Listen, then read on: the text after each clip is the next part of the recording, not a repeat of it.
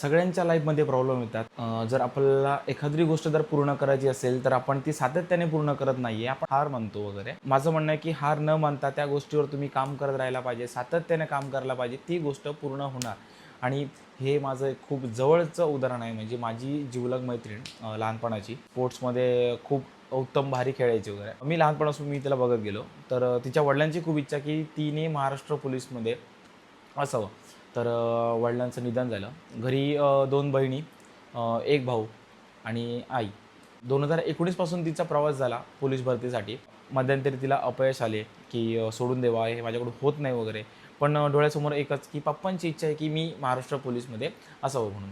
2019 पासून ते 2026 पर्यंत 7 वर्षाचा प्रवास. त्यामध्ये तिला भरपूर अडचणी अडथळे आलेत, की खूप जणांचे टोमणे आले, की तुझ्याने होणार नाही, सोडून दे, कशाला करते? आणि कोणाला माहीत पण नाही, की अजूनपर्यंत ही प्रयत्न करते. तर 7 वर्षानंतर तिचं मीरा भाईंदर महाराष्ट्र पोलीसमध्ये तिचं सिलेक्शन झालं. सो प्रथमतः तिला अभिनंदन. काय की तिनं म्हणजे तिच्या जवळच्या मैत्रिणी होत्या, तर त्यांच्याने लग्न वगैरे केलेत, की स्वप्न काही बघितली नाहीत. स्वतःला नाही ओळखलं, की आपल्यात काय जिद्द आहे, आपण काय करू शकतो वगैरे. स्वतःला नाही बघितलं. पण तिने स्वतःसमोर गोल ठेवला, की नाही, मला महाराष्ट्र पोलीस बनायचं आहे. तर सांगायचं गेलं तर एवढंच, की तुम्ही कुठली पण गोष्ट करा.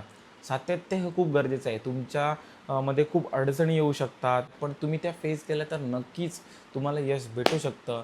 तर माझे जवळचे मैत्रिणी असतील किंवा मित्रपरिवार असतील वगैरे, तर तुम्ही एखादी जर गोष्ट ठरवलात, तर त्यावर तुम्ही नक्की काम करा आणि शेवटपर्यंत प्रयत्न करा. तुम्हाला यश हे नक्की भेटेल. सो एवढंच सांगतोय. भेटू पुढच्या व्हिडिओत. तोपर्यंत बाय.